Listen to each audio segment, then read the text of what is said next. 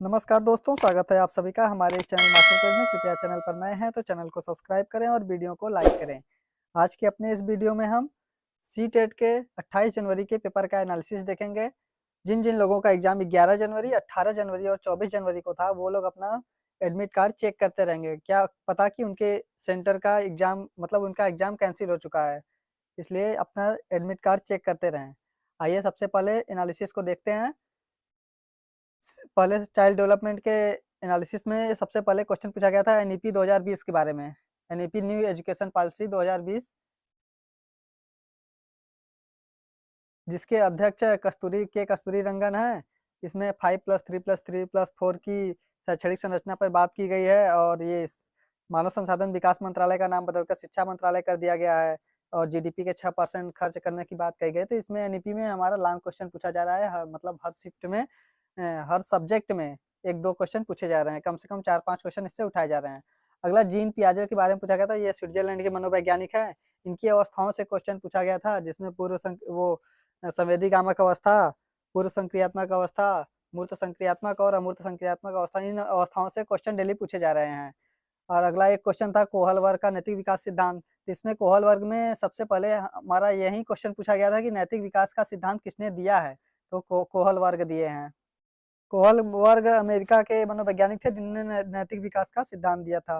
इनकी भी 3 अवस्थाएं हैं जिनसे क्वेश्चन उठाए जा रहे थे। जो प्री कन्वेंशनल स्टेज है जो 4 से 10 साल है, और कन्वेंशनल स्टेज 10 से 13 साल, और पोस्ट कन्वेंशनल स्टेज 13 वर्ष से अधिक बच्चों के लिए है।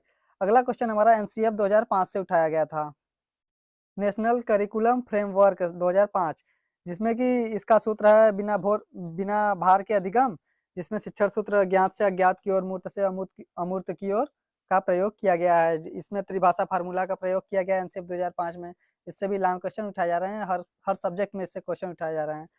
कल के एग्जाम में सीडीपी एकदम सिंपल पूछा गया था। सीधे देखिए, कोहल वर्ग में सीधे नैतिक विकास का सिद्धांत पूछा गया, जबकि वाइगोत्स्की में सामाजिक सांस्कृतिक सिद्धांत के बारे में सीधे क्वेश्चन पूछा गया। तो कल का पेपर थोड़ा इजी था, तो इसमें वाइगोत्स्की सामाजिक सांस्कृतिक सिद्धांत के रूप में जाने जाते हैं, जिनमें सामाजिक अंतःक्रिया, भाषा और संस्कृति इनका मूल 3 तत्व है, जिसमें इन्होंने जेडपीडी और एमकेओ और स्कैफोल्डिंग के बारे में बात की है। स्कैफोल्डिंग और जेडपीडी के बारे में भी कल क्वेश्चन पूछा गया था। स्कैफोल्डिंग क्या है? इसमें एक मचान होता है जो एक बच्चे को सीखने के लिए एक ढांचे की आवश्यकता होती है। जैसे कि अगर कोई घर बनाया जाता है तो उसमें बल्ली, बाँस लगाए जाते हैं, तो ये कम समय के लिए, बहुत कम समय के लिए लगाए जाते हैं, जो अस्थायी रूप से होते हैं।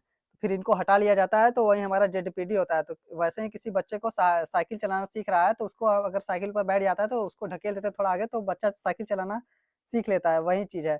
फिर ये जबकि जेडपीडी में क्या होता है कि ज़ोन ऑफ प्रॉक्सिमल डेवलपमेंट है, इसमें एक व्यक्ति को इस स्तर पर सीखने के लिए दूसरे व्यक्ति की आवश्यकता होती है। जैसे कोई बच्चा जितना उसको ज्ञान है और किसी पुस्तक या किसी टीचर की सहायता से जो कुछ वो सीख लेता है, तो उन दोनों के बीच का अंतर जो होता है उसी को जेडपीडी कहते हैं। अगला क्वेश्चन हमारा सीसीई से उठाया गया था। सीसीई मतलब continuous and comprehensive evaluation. CCE में बच्चों के विकास के समस्त क्षेत्रों का सतत एवं नियमित आकलन किया जाता है, जिसमें विभिन्न विधियों एवं उपकरणों के माध्यम से बालकों का आकलन किया जाता है। इससे क्वेश्चन उठाया गया था। एक क्वेश्चन निपुण भारत से डेली क्वेश्चन हर शिफ्ट में उठाए जा रहे हैं। इस पर मैंने एक वीडियो बनाया हुआ है। वीडियो के एंड में आपको उसका लिंक मिल जाएगा, आप उसको देख सकते हैं। निपुण भारत क्या है? केंद्र सरकार की शिक्षा के क्षेत्र में विकास के लिए निपुण भारत योजना की शुरुआत की गई थी, जिसका शुरुआत 5 जुलाई 2021 को किया गया था। जिसका फुल फॉर्म है national initiative for proficiency in reading with understanding and numeracy है। एक क्वेश्चन आपका रचनात्मक एवं योगात्मक मूल्यांकन से पूछा गया था, यानी समेटिव एंड फॉर्मेटिव असेसमेंट। रचनात्मक आकलन का प्रयोग शिक्षण प्रक्रिया की दशा को ज्ञात करने के लिए किया जाता है, जबकि योगात्मक आकलन में शिक्षण प्रक्रिया की सफलता या असफलता का पता लगाने के लिए किया जाता है। आगे देखते हैं ईबीएस में क्या क्या पूछा गया था। ईबीएस में देखिए नया क्वेश्चन पूछा गया था हीमोग्लोबिन से। यह लौह युक्त ऑक्सीजन को शरीर के सभी भागों में पहुंचाता है और मतलब ऑक्सीजन का परिवहन करता है। इसकी कमी से एनीमिया नामक रोग होता है। एक क्वेश्चन अर्जेंटीना से पूछा गया था। अर्जेंटीना से क्वेश्चन ऐसे पूछता है जैसे कहता है कि हमारी पृथ्वी ग्लोब की भांति गोल है, वास्तव में पृथ्वी पर ऊपर या नीचे कुछ नहीं होता है, यह सब सापेक्ष है। हम भारत के लोग वास्तव में पृथ्वी के पृष्ठ पर नीचे दिए जिस देश के लोगों के सापेक्ष उल्टे खड़े हैं वह देश कौन सा है? तो उसका सही आंसर है अर्जेंटीना। लेकिन कल के एग्जाम में ये क्वेश्चन थोड़ा लेंदी पूछा गया था। एक क्वेश्चन पूछा गया था कुडुख भाषा के बारे में, कुडुख भाषा कहाँ बोली जाती है? तो इसका सही आंसर है झारखंड में। दर्जन चिड़िया के बारे में क्वेश्चन पूछा गया था। दर्जन चिड़िया दर्जी की तरह होता है जो कपड़ों को सिलता है, तो वैसे ही दर्जन चिड़िया भी नुकीली चोंच से पत्तियों को सी लेती है, अपने अनुसार सी लेती है और उसको उस अनुसार बना लेती है कि उसमें अंडे दे सके। हाथियों के झुंड से संबंधित कल क्वेश्चन पूछा गया था, झुंड और वजन से संबंधित।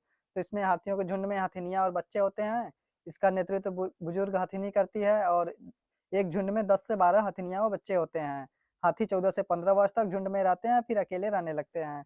एक हाथी दिन में 2 से 4 घंटे ही सोता है। एक बड़ा हाथी एक दिन में 100 किग्रा से ज्यादा पत्तियां और झाड़ियां खा लेता है।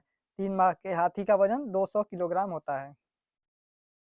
एक क्वेश्चन पूछा गया था ईवीएस में कि पश्चिम बंगाल की पारंपरिक कला क्या है? तो इसका ऑप्शन कोई नहीं बताया था, तो इसको मैंने अपने से देखकर इसका आंसर बता दिया है कि टेराकोटा है, डोकरा है, मधुर और छऊ मास्क वहाँ की पारंपरिक कला है। पश्चिम बंगाल का पूछा गया था, ये नया क्वेश्चन पूछा गया था।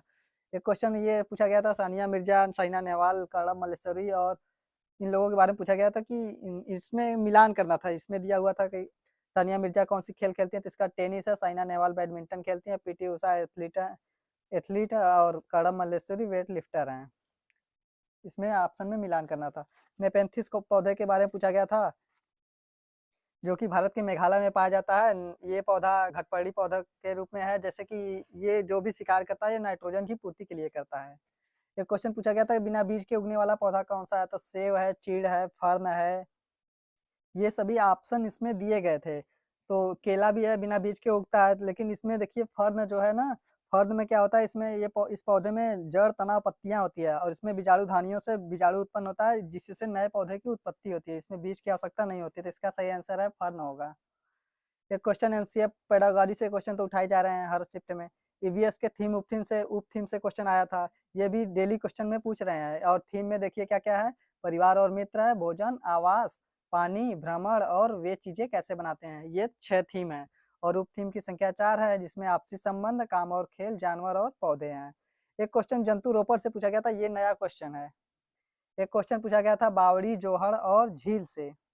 तो बावड़ी क्या होता है? बावड़ी सीढ़ीदार कुआं, तालाब या कुंड को कहते हैं जिनके जल तक सीढ़ियों के सहारे आसानी से पहुंचा जा सकता है, जो कि राजस्थान में अधिकतर पाया जाता है। और इसमें देखिए जोहड़ क्या होता है? जोहड़ जल संचय की प्रणाली है जो कि राजस्थान में इसकी मतलब मात्रा ज्यादा है। जोहड़ वहाँ पानी की कमी है तो इसलिए वहाँ जोहड़ बनाए जाते हैं पानी को इकट्ठा करने के लिए। यह छोटे मिट्टी के चेक डैम होते हैं जो वर्षा जल को एकत्रित करते हैं और यह अधिक ऊंचाई वाले क्षेत्र में 3 तरफ से एक गड्ढे की खुदाई करके बनाया जाता है। यह कर्नाटक में इसको मकसद, मदकस और ओडिशा में पेमघरा भी कहते हैं। देखिए झूम की खेती के बारे में पूछा गया था। झूम की खेती जो पूर्वोत्तर राज्य में होती है, इसमें क्या होता है कि वृक्षों और वनस्पतियों को काट कर जला देते हैं, फिर जलाकर उसका जुताई करने के बाद जिससे जुताई कर देते हैं जिससे मिट्टी की उर्वरता बढ़ जाती है, फिर उस पर खेती की जाती है। अगला क्वेश्चन नीरज चोपड़ा से पूछा गया था। ये भी नया क्वेश्चन पहली बार पूछा गया है कि नीरज चोपड़ा किस खेल से संबंधित है। इसका सही आंसर है भाला फेंक या जेवेलिन थ्रो। मैथ में क्वेश्चन सभी इजी पूछे गए थे। वैन हिले से क्वेश्चन पूछा गया था जिसके बारे में पता चला है और कोई क्वेश्चन नहीं बताया। सभी लोग बता रहे, सभी छात्र बता रहे थे कि ये बहुत इजी क्वेश्चन था मैथ में।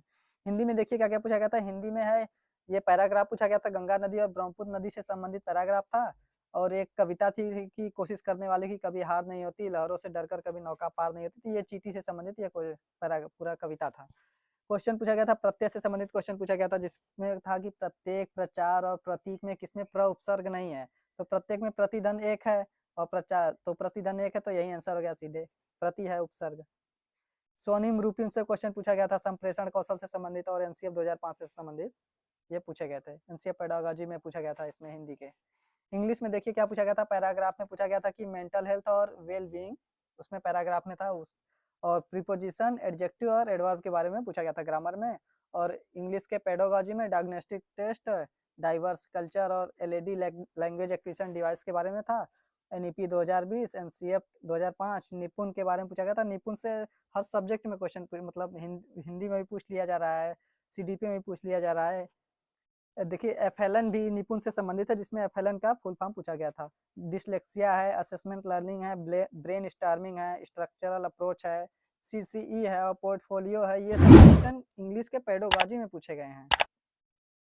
आज के लिए बस इतना ही। अगर वीडियो अच्छा लगा हो तो चैनल को सब्सक्राइब करें और वीडियो को लाइक करें, दोस्तों तक शेयर